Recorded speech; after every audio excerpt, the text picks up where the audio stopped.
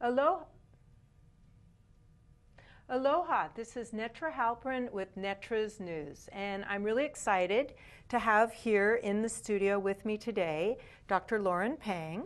Hi, glad to be here. And Ray Chandler, who's the Executive Director of Community Workday. Thank you, Netra.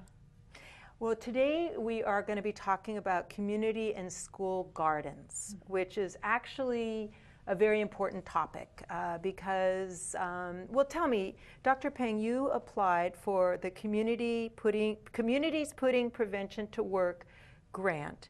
Why did you do that? It's a federal grant from the CDC, Centers for Disease Control. They identified obesity as a major problem facing the U.S. today, and they wanted to know all kinds of different ideas to control it. In general, we know what doesn't work, but they're not quite sure what does work. And that's why we have this problem.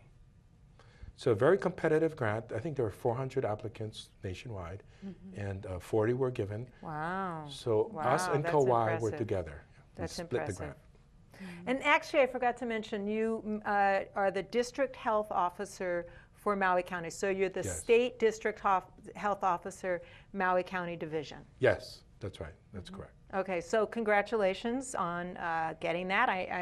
And then you asked me to be on the leadership committee. Yes, that's and right. I'm very happy to do that because I agree with you. I think it's really important. It's a crucial issue to make sure that you know, kids grow up right and with the good health habits, and you know, it's very serious what's going on in this world with diabetes, hypertension, obesity. Yeah, nothing really seems to be working that well. If you sat somebody down and force-fed them healthy food, made them exercise, well, that works. But nobody does that on their own. So you have to change their behavior, their own behavior. Right. And we know plenty of stuff doesn't work. But what I think is interesting is that one time I was a substitute teacher and the class was discussing nutrition, and then we all went to lunch and they served us junk food.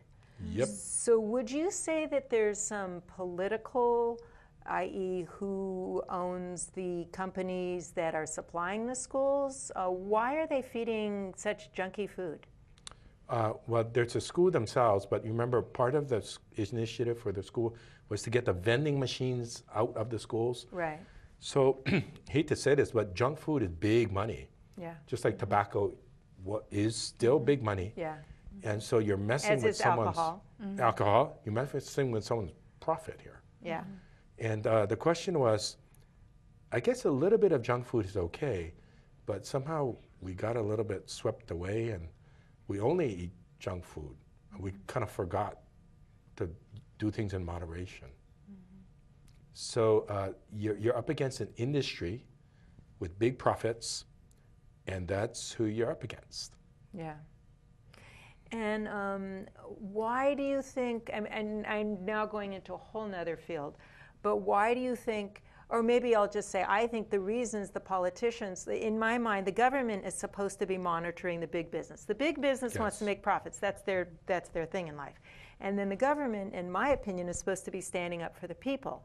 Are the politicians needing the campaign contributions in order to get elected, and that's why they're standing up and allowing business to do things that are harmful to society in general? Personally, I think it's a mix. The government is mixed. Some of the government takes stuff, they're funded, campaign contributions. If they retire from government, they get positions. But some of them are true believers. You know, the CDC stood up and said, hey, junk food is fine, but we're all dying of obesity. Now, some people will say, what does that mean? Junk food is fine, but we're dying of obesity.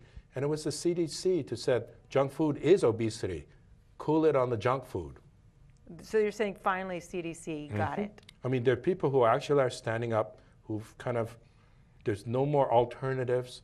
When you connect the dots, there's no denying it. Now, some people say, well, can you eat junk food and just keep exercising and, you know, go ahead, eat the junk food, but why don't these guys just exercise it away? Well, you can't. You really do have to control your diet. It's quite a long story, but when you exercise, you help your heart So all the junk food you eat, if you exercise a lot, you might not have a heart attack because of all the collateral circulation, but your brain doesn't build collateral circulation when you exercise, and you stroke. So if you look at the third, in the countries that physically active a lot, that don't control their diet, they got strokes left and right. Okay. So you've got to control some of those junk foods.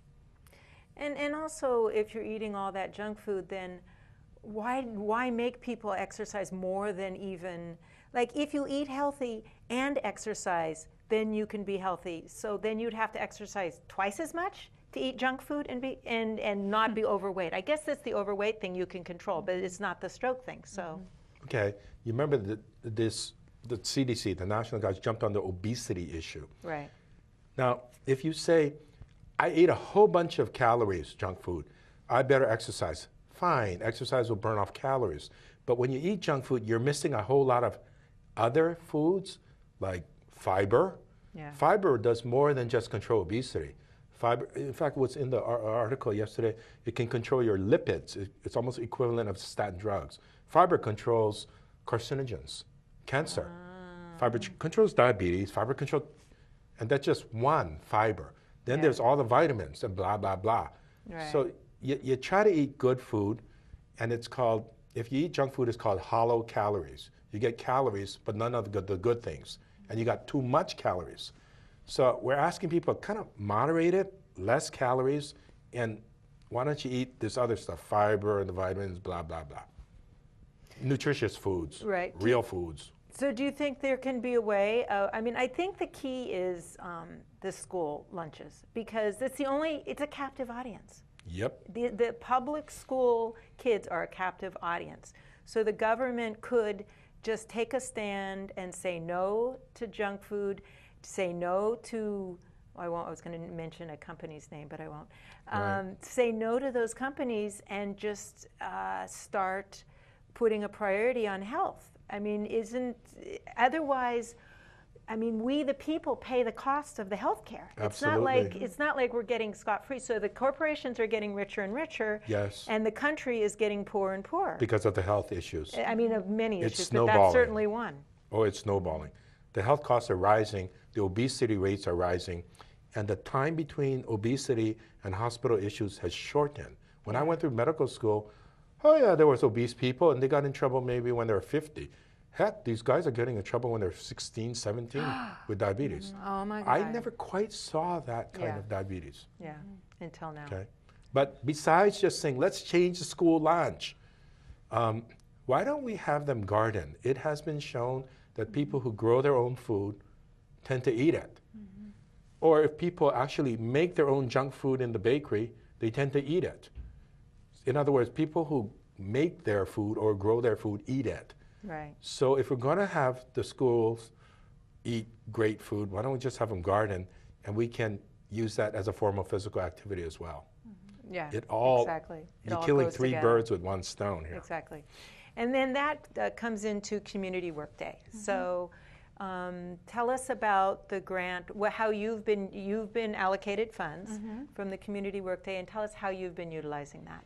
So basically the intent of the grant was to achieve systems, policy, and environmental change around the things that Dr. Pang was talking about. So access to nutrition, access to physical activity, and bringing those things back to a place where most of the people in the community can have them, which is in schools. We know it's important to connect the dots between nutrition, education, and long-term health, like lifelong health. And so one of the things we've been trying to do is work with our legislators to create some of the change that you're talking about, to get the food into the cafeterias from the gardens, and that's a little bit of a challenge, and I know that you've personally helped with that in Ke I've been Hale. looking at that. But we do want to continue to provide those recommendations to our legislators to say that we do very much care about what happens in the cafeterias and what kind of food our children are eating. And like you said, it's a captive audience. It's all within our control, the level of health that we can provide for our community, because it starts right there with the next generation. So in addition to that, of course, we're building gardens. There's 16 gardens in total that are a part of this grant, and I don't think there's been a push like this for gardens since the Victory Gardens in the 1940s. It's a new era. When everybody had to have a garden. It kind of came about.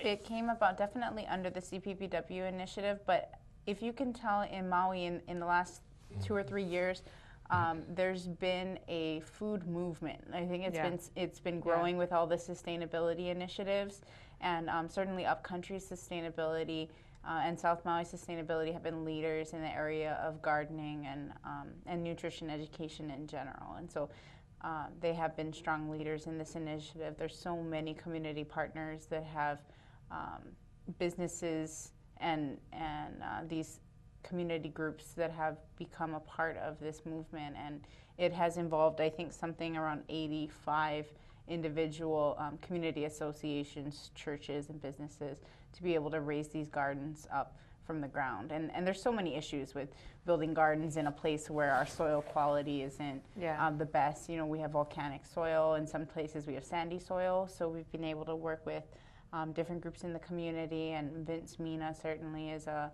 great on that, excellent source for soil amending and things like that. So it's been a learning exercise for us as much as it's been an absolute joy, I think, to work with all of the people that we have met along the process. And I just am very grateful to be a part of this. I feel like it's the direction we need to move in. On an island, we are cut off. You know, if something were to happen, I think it's common knowledge that we only have food on this island really for about 10 days.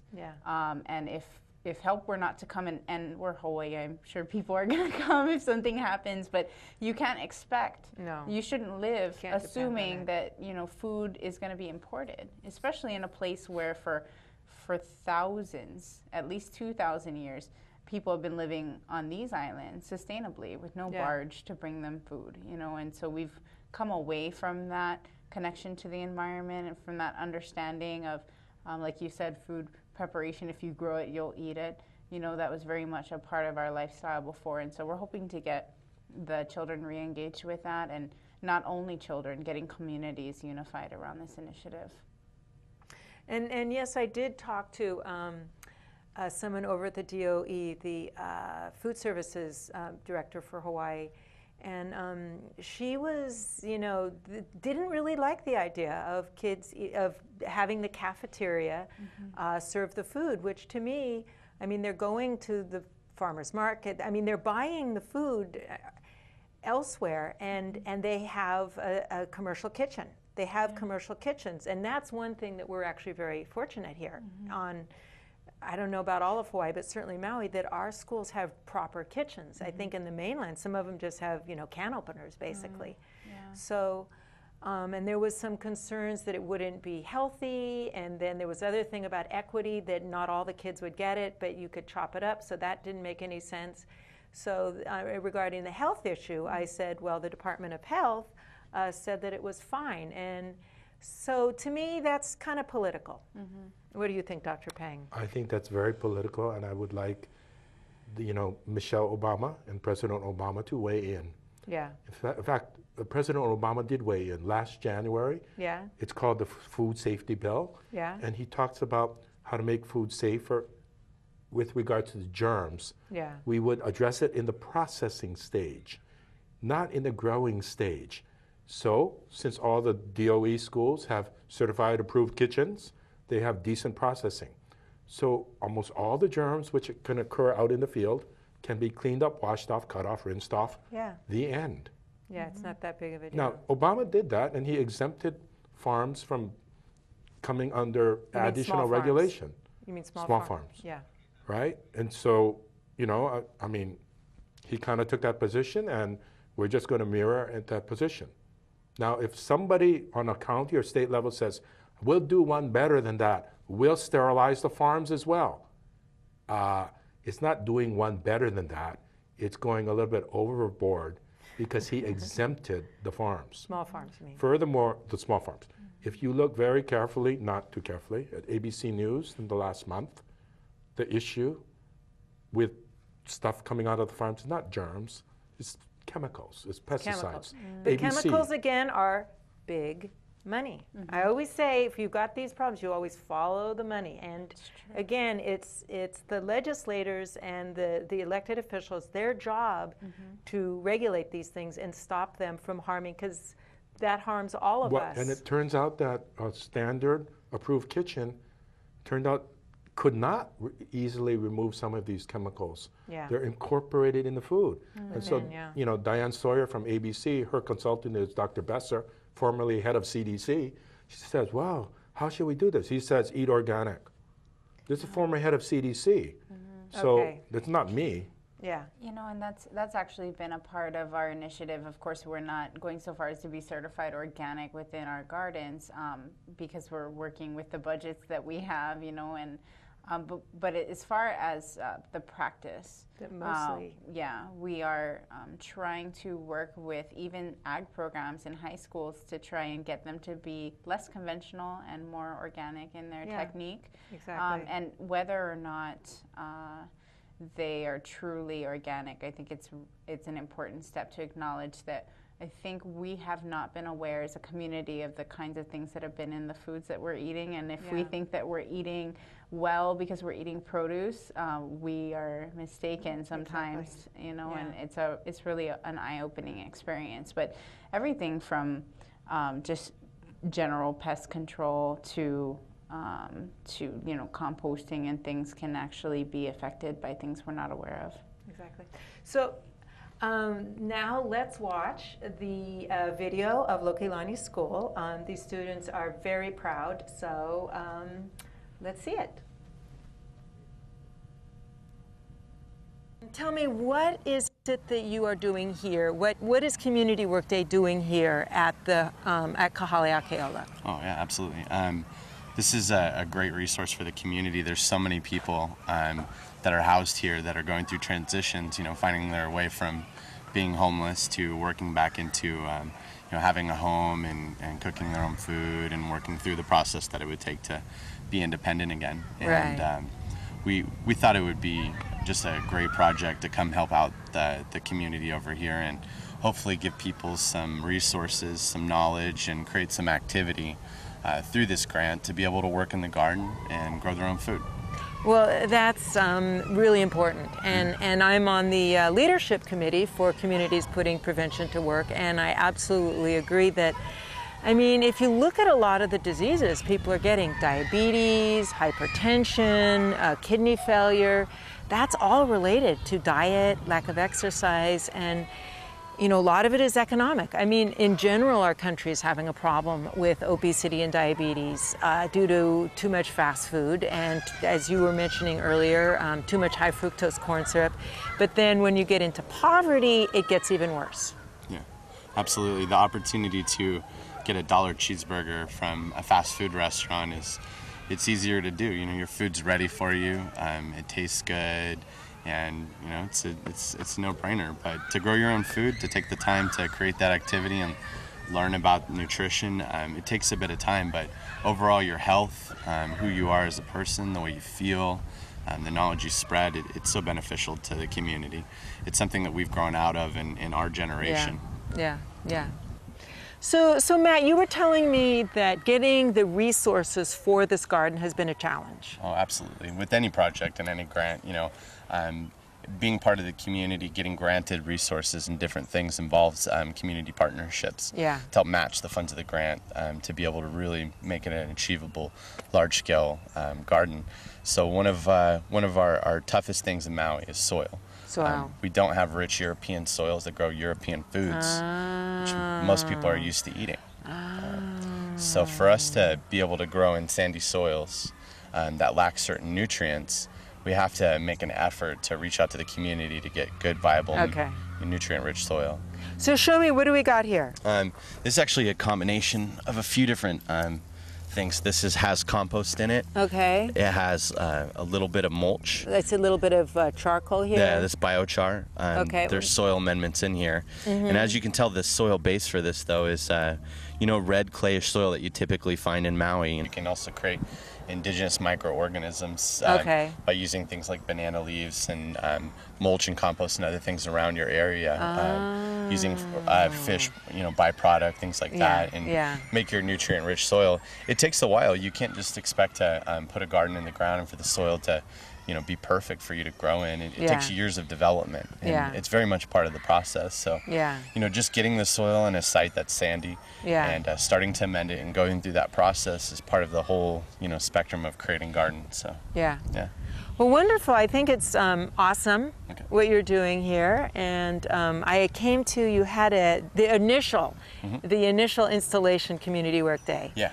That was really fun. There was tons of people. And I think it was showing that people, all the volunteers, they care about planting, they care about gardening, and they also care about the people here. It was their way of giving love to the people by saying, we want you to be healthier. We want you to have these opportunities for empowerment, nutritional empowerment. Absolutely. And within one workday, we were able to create all of this, with community members, and this is quite a big space, and you can think of the abundance of food it will be able to produce. So we're actually very fortunate living in Maui that there's so many people that want to help this process. Yeah. Great. Well, thank you so much. You're welcome very much. Thank you. Hi. So why don't you tell the camera why you are making blueprints? We're making blueprints to help our school look better and help our environment better, and hopefully once our school does it, all the other schools in Maui and Hawaii will do it. That's a very excellent motivation and an excellent plan.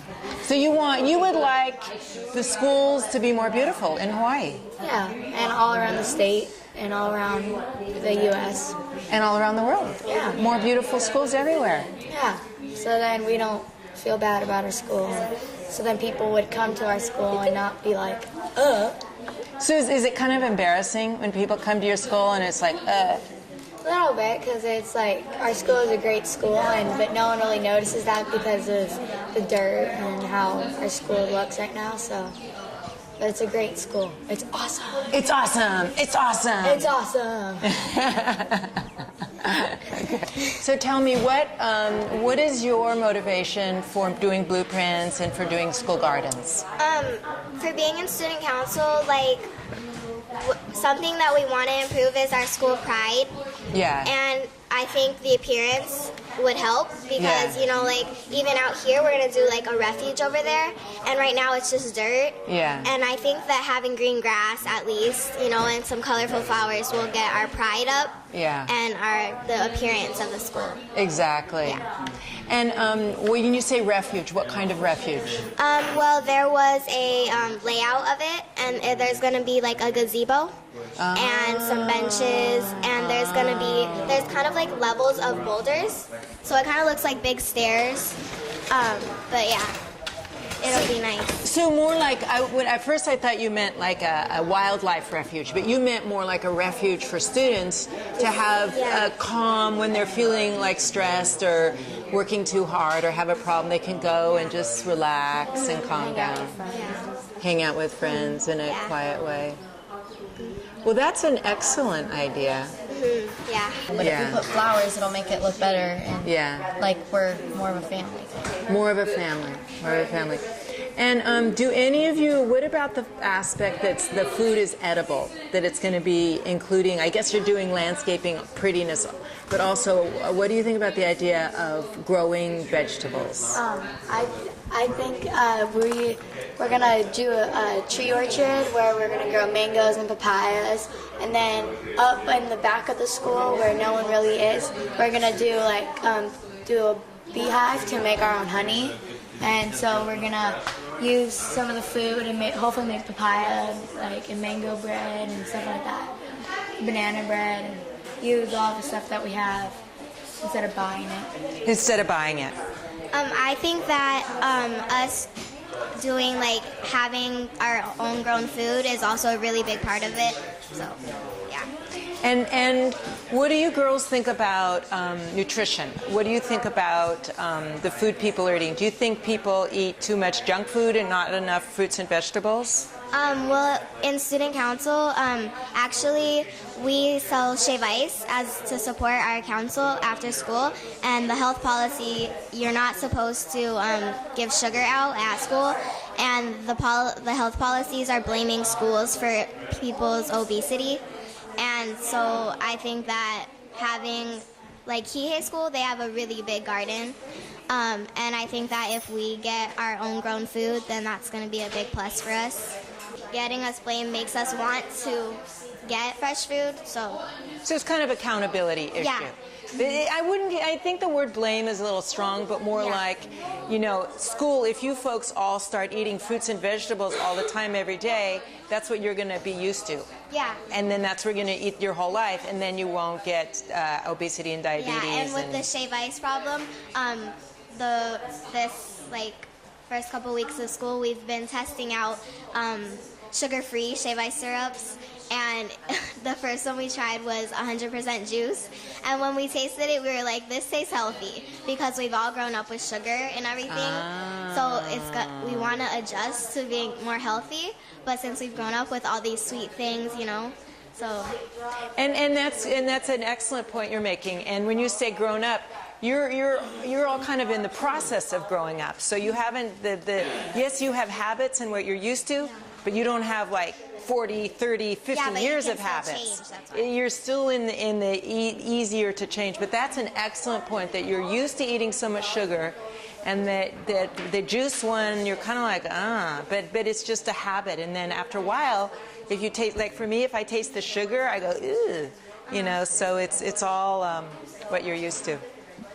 Yeah, I think she's right too, because I love candy, but then my mom always she feeds us a lot of healthy things, so it's it's half-half for me. I'm used to healthy things and they taste good, but then when I like to eat sugar too, because it's fun. So then you'll have more choices, so that then as you grow up, you'll get to decide, and it won't be such a big strain as people who don't have any taste at all for super healthy food. Yeah. So at least you're able to have. Yeah, then you can make that choice. Okay, so let's zoom in on the blueprints. So this is the beginning of our school, where this fence is, and right here are our first portables, and we're hoping to put palm trees all up in here, and benches and grass, so it's nice and shady for kids to hang out after school. Then here's our entrance, and there's the office, and we're hoping to put nice big trees and grass and shade areas. This is going to be our final for the science fair. And so we each did an individual rough draft, and then we're going to combine our ideas and put it onto a bigger piece of paper.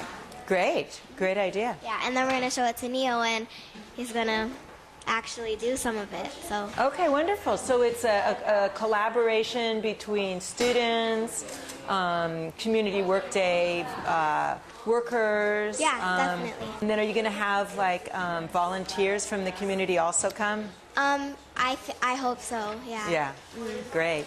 Okay, thank you. Okay, so we're at Lokelani Intermediate School, and I'm a student here, and I'm going to ask some of my classmates about their final draft that they're drawing. So, did the process of planning these gardens involve more work than you anticipated? Yes. You want to tell us why? I would say yes, because as you can see, the monkey pods are making our campus a little bit dirty in the front when you drive in the driveway, and then after that there's a little bit more right over here by the new park, and then we can exchange them for cocoa trees so they can help the soil grow more nutrients for other plants to grow.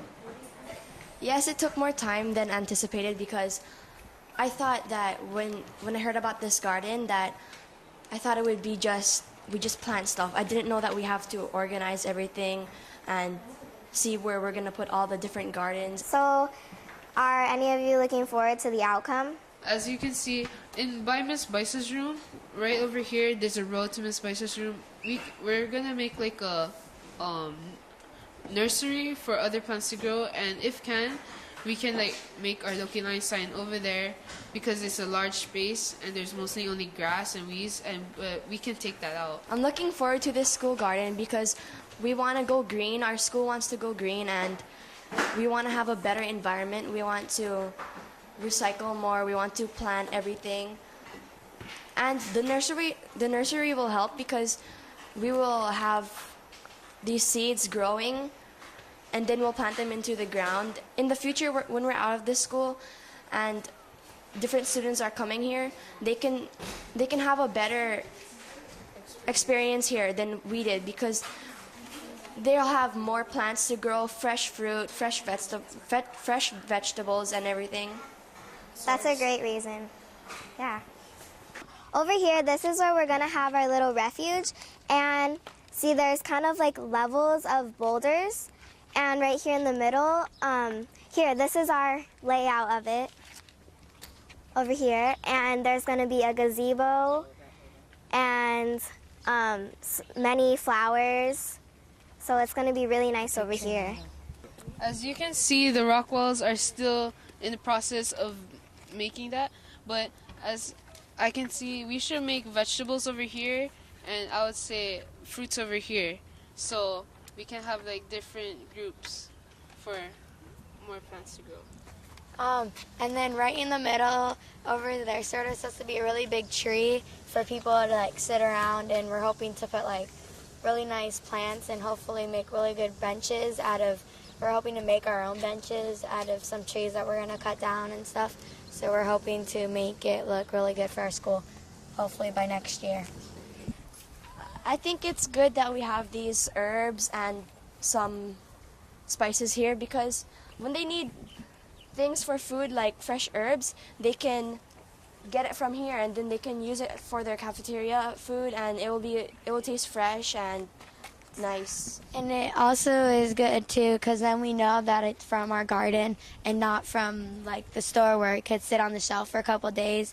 At least we know it's fresh, and then it makes us feel good about our school that we use our own ingredients. So Auntie Patty, I remember talking to you several months back, and you were saying, I wish we could have a garden.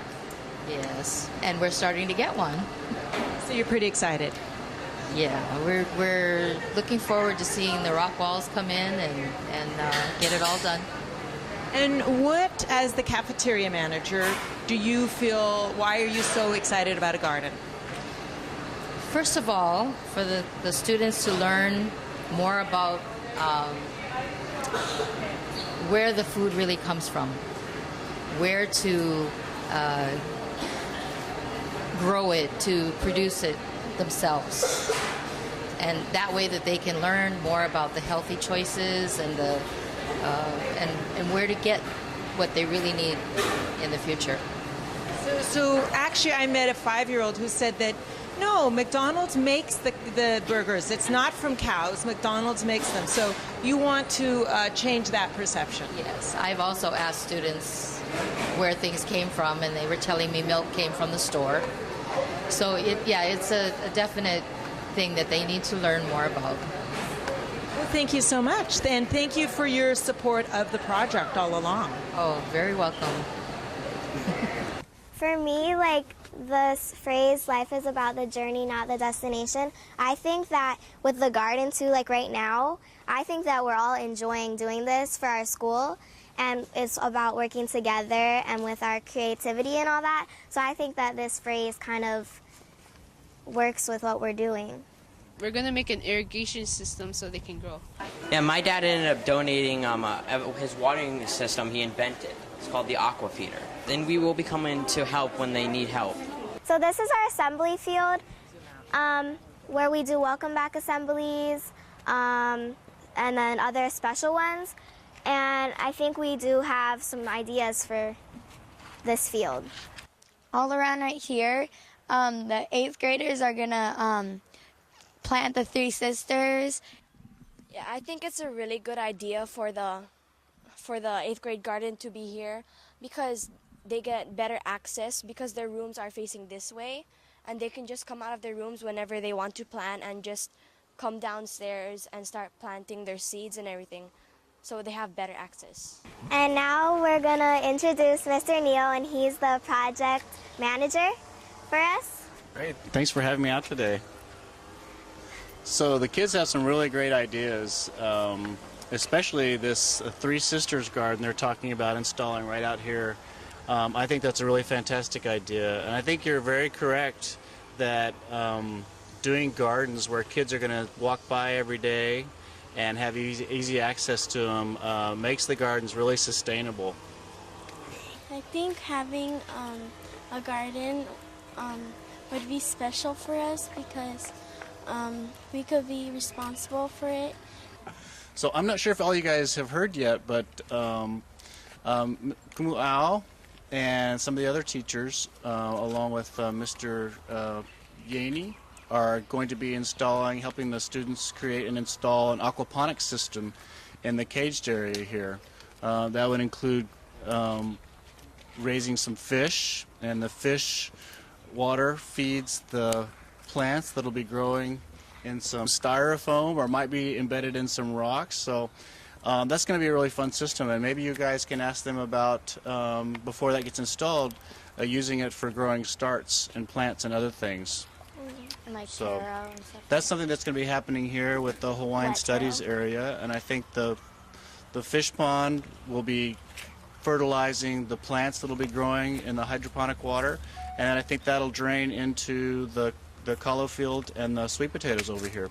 So that's something to look forward to. Right here, we're gonna plant like Hawaiian flowers or plants so we can get a better environment for our school. We're hoping to plant around just like this portable in front of all of the other ones, hoping to put really pretty flowers to make our school look like we care and that we love it, and so we're hoping to make it look gorgeous. I think that over here, how Neil said, it's going to be a really great before and after type of thing because there's like just dirt now. What do you guys think about the garden? Pretty good. I like the garden. It's pretty nice. It's a good addition to the campus. All right. What do you want to say? I like it too. Make sure to put them on TV so look, especially. They're looking all silly. So those are some of our 8th graders. Last week we had a couple of people come over and we did like a bunch of work over here. I had to run up this hill over here and pick up some dirt and stuff and bring it down here. And we covered that up with soil, and then we just started planting. Then I had to use a hoe and just move this stuff around. And then they taught us about where we should have this and stuff. And so are you excited about this garden? Yes. This is the front of our school, and we have some really good plans for it, so who wants to? We're gonna cut down this tree and make benches and also make some kind of stuff that helps the weeds not grow. And then, because we don't have the monkey pot because it gets in on the shoes and then it tracks into the classrooms. So we're hoping to plant palm trees and make branches and make this all flowers and stuff. As you can see, we're going to clear out all these monkey pods over here, and then we're going to put flowers around the portables so that Miss Fitz and Mr. Medeiros' room can get decorated over there. And then right over here, as you can see, there's 4 trees. We're going to put grass over there, lay it out, and we might plant ferns around them too. So the responsibilities of each grade, we're all part of this project, and the 6th grade is going to be doing grains. 7th grade has Hawaiian plants and native plants, and then the 8th grade is going to have native plants. So, American plants. So, yeah, we're all going to be a part of this project. Lokelani tried! Okay, well, I love that video. So what do you the instigator and you the co-conspirator, think about this video that would not have happened if it weren't for you? I thought it was awesome. You can tell that the kids are incredibly into it, and in fact, they're more inspirational, I think, than a lot of the adults that work on these kinds of health initiatives every day. So it was amazing to see their enthusiasm, and actually, I recognize some of them from the work days that we have had down there at the school.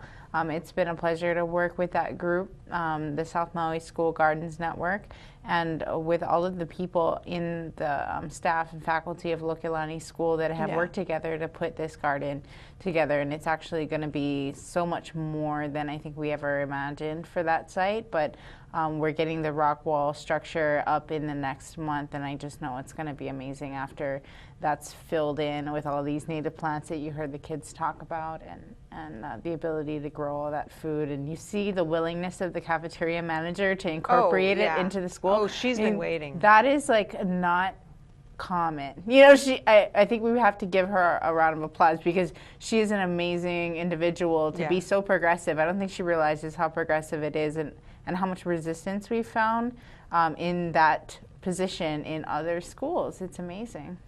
Well, actually, Maui is blessed with several people like that. There's John Cadman up in Haiku Elementary. He moves. Oh, I thought he was up at the high school. I think he moved. Okay, and then Buzz. Anyway, I know he at Kamali'i School, Yeah. he had a salad bar, and he even made garden burgers or something. So there's cute. Yeah. And then of course the charter school. You know, Yes. she's also. So there are that's four in Maui, 4 cafeteria managers, and then also to mention the vice principal at Ke Hale School. What's her name? I forgot. Anyway, the vice principal at Ke Hale School, she's also very interested in this idea also. So there are people within the system that are already on side. And actually, Ke Hale has a feeder system going now, and that's what we hope to have for every district.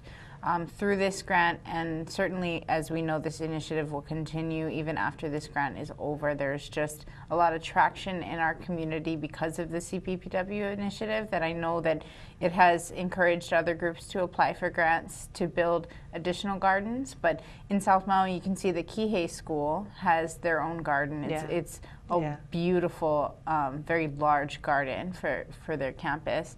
And then the intermediate school has a garden, yes. And then there's not a high school, public high school in Ke Hale besides the charter school, but the charter school is actively working on building their garden as well. So there would be that mentorship in the agricultural field and in this garden initiative that some of the older kids would be able to help the younger kids, and we can foster that enthusiasm from a young age. Wait, hold on 1 minute. Just to remind people, this is a call-in show, and so if you want to call in, the number is 873-3430. If this is your chance, if you have any questions that you want to ask Ray or Dr. Pang about what they're up to. You know, I like this video a lot because they don't talk about health. Health is important, but it's very boring. And to have kids at this age regurgitate health issues, it's abnormal. So they're doing the garden for other reasons. It makes the school beautiful, it's fun, they get to eat the fruit, it's tasty. Heck, I don't care if they want to sell the fruit and just say, because we're going to make money, that's fine. That's how things are sustainable. Exactly. Right? If you just dwell on the ugliness of it, which is important, right. It won't really continue in and of itself. It's true. It's true. And I thought it was good that you actually showed the Homeless Resource Center's garden before the Lokelani School garden, because it isn't just a school garden initiative, it's a community garden initiative. And in the case of the Homeless Resource Center, they serve so many hundreds of people. And they're also very much looking forward to incorporating the food that's grown in the gardens into their kitchen, not only for the sheer aspect of fresh produce, but at the same time as hopefully a long-term cost savings Exactly. and a way to provide some additional skills sets to the people that come through the program, that they would be able to take that knowledge and put it to use outside of the facility, because actually it's a very transitional facility. A lot of the people that come through there are on their way to hopefully home gardening or something like that. Yeah.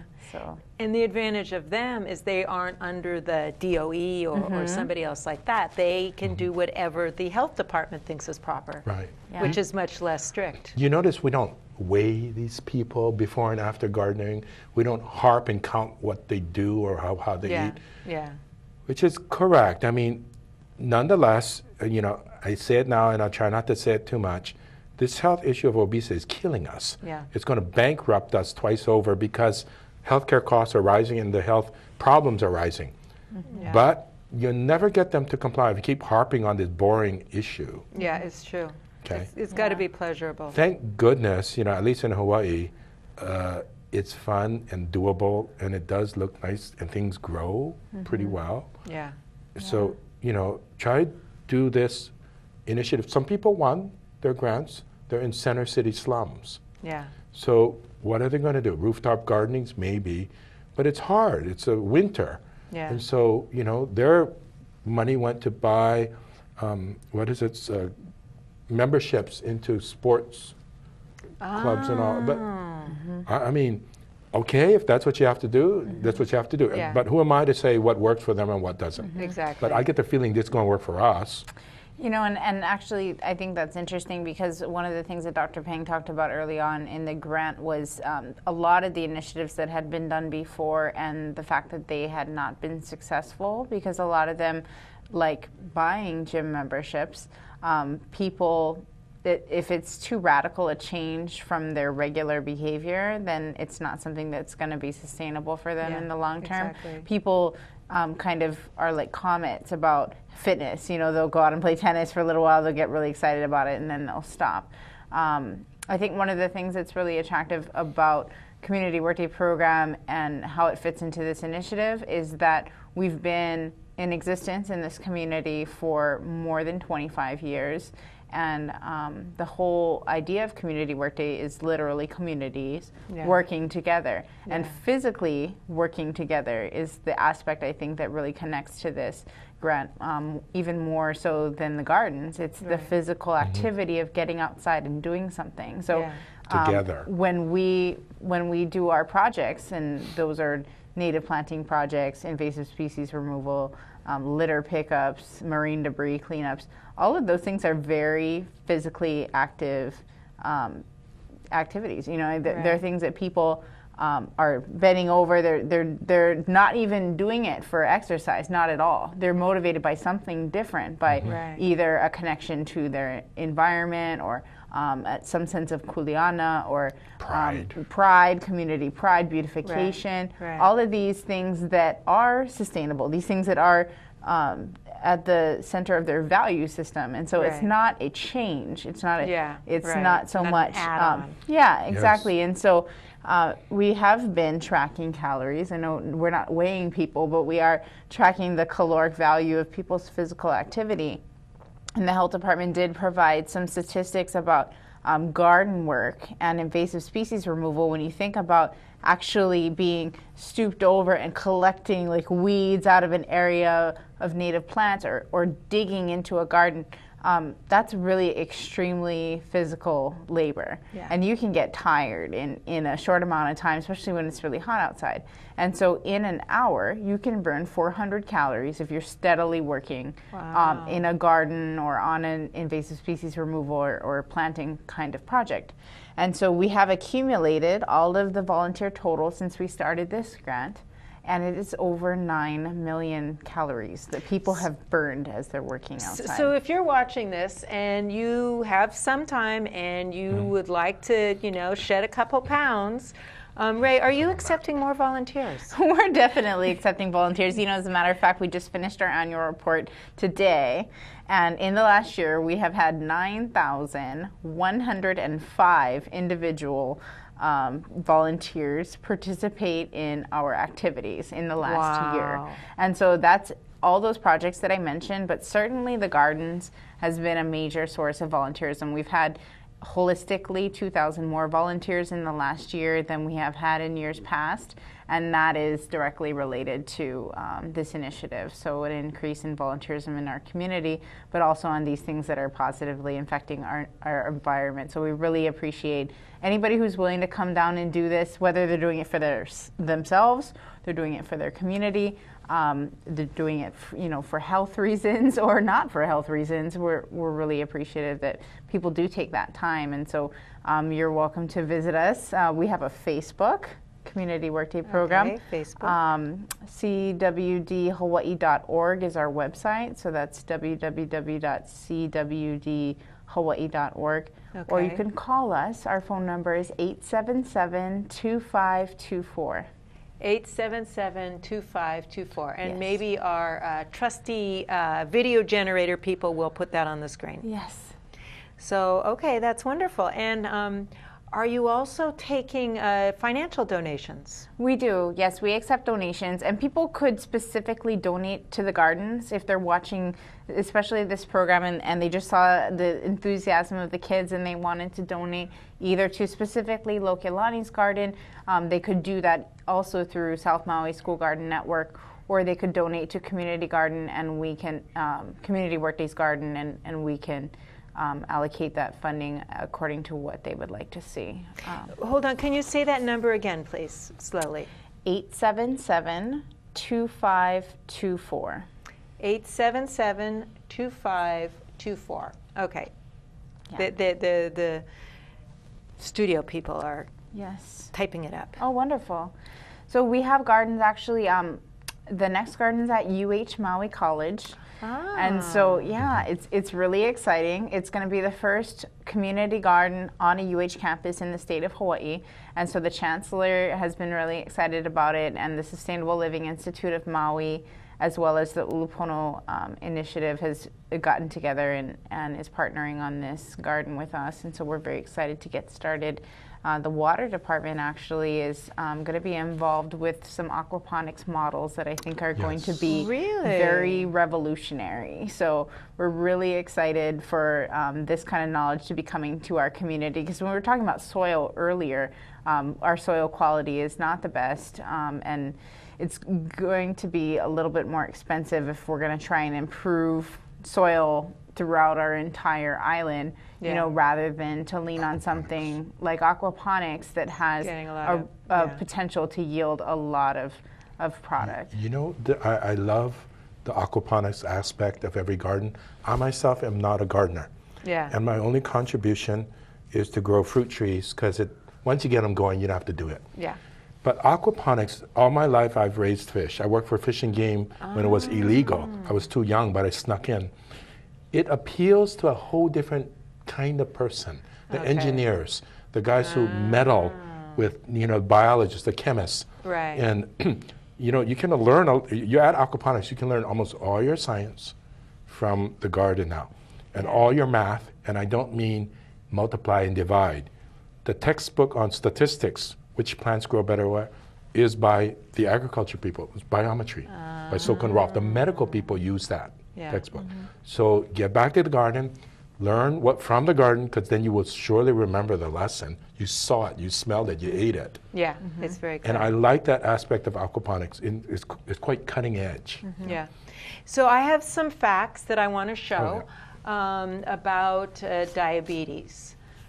Basically that the CDC said, okay, I guess you can see them up there. Yes, the likelihood of a person born in 2000 developing type 2 diabetes is 1 in 3, and it's 1 in 2 for minorities, and that includes Native Hawaiians. Right. And so it's I mean, that's a third of all the people, and half the minority are going to get diabetes. And the onset of it will be sooner. And that's all created. And I think that'll bankrupt it by itself. And then also some information about Native Hawaiians. This was from U.S. Haynes. I think it's a health assessment. Health assessment, a national health assessment. Okay, type 2 diabetes in Native Hawaiians is 4 times higher than that of the general population, and the prevalence in women is 3 times that of men. Why is that, the last part? Why is it 3 times in women more than men? A lot of it we don't know, but diabetes will show up under the stress of pregnancy. It'll show. And whether or not it will go away depends on what our lifestyle is now. But a lot of this is unknown, and it's just straight observations. Yeah. You know, one time I mean, I used to shop at Mana, but I live in Ke Ola now, so I shop at Safeway. And I was trying to buy food that didn't have sugar, and they were like putting sugar in olives and peanut butter and everything. So this whole thing about healthy choices, well, sometimes your scope of what you can eat is gone down to this because it's just everywhere. So it's not individual. It's not as individual as people think. I think it's actually societal. No, I think it's true. And going back to the intent of the grant, it's really to affect systems, policy, and environmental change. And that's to say we shouldn't have this mass, consumption, sugar-based, high carbohydrate, high sodium lifestyle that we have. And actually, particularly for Native Hawaiians, you find, if you look at Native Hawaiian statistics, they suffer some of the worst statistics of any ethnicity here in this state. They have the worst health statistics. They also have the worst socioeconomic statistics, and they're directly related. I think specifically when you talk about people who are shopping on an income that's limited, people tend to want to stretch their dollars. They tend to buy things that are higher in carbohydrates and higher in sodium, and both of those things contribute to obesity and diabetes. And so they're definitely, the Native Hawaiian population is a target, rightfully so, in this initiative to help to bring in the elements of connecting with food and culture, and a lot of the gardens that we're building, we're focusing on the Native Hawaiian starches, the breadfruit, the banana, sweet potato, and taro, and being able to get those back to the community. The initiative was for fruits and vegetables, and we had to go before the CDC to say that, can we add the high fiber carbohydrates, those things she mentioned? And they kind of, first they paused, and they said, isn't it better to have fruit and vegetables? But we said, look, here's a choice, low fiber carbohydrates or high fiber. We're going to eat carbohydrates. And so they said, okay, and that's that. But initially, and that's how you piggyback on the food sustainability. When the barges stop coming, people don't say, where's my green, whatever, where's my leafy greens and tomatoes? They say, where is my rice and potatoes? And you say, here is your sweet potatoes, taro, blah, blah, blah. And ulu, I mean, really, ulu is great. Ulu is underrated, Fiber. In this day and age. But really, it can feed a community. A big ulu tree can produce for many, many families. And so that's the intent of the initiative is really to remind people of how of what we have here, that we don't need to go necessarily outside of ourselves. Okay, thank you. And I wanted to acknowledge my sponsor, Three's Bar and Grill. They're over in Kihei, Kalama Villages, and they serve Southwestern, Hawaiian, Pacific Rim, excellent food. Please go check them out. They also have a lot of really great nightlife. And so I want to thank them for all their support, and thank you again for both of you being on the show. This has been a very scintillating discussion, and there's so much more to discuss, but at least we're talking about it, and that we got this grant, a lot is happening. It's a happening thing. And it's not just on Maui. I do want to share that there are gardens. Molokai and Lanai. Okay, and then thank you to my studio producer, David Heckman, Antonio, and then the other gentleman whose name I'm waiting to hear. Thank you so much for coming and helping us. And thank you for watching Akaku. Look forward to many interesting shows. We're going to have domestic abuse. We're going to have a prison show. what's really going on with the prisons, how can we, shift that to something a little more constructive. And so stay tuned, and thank you for coming.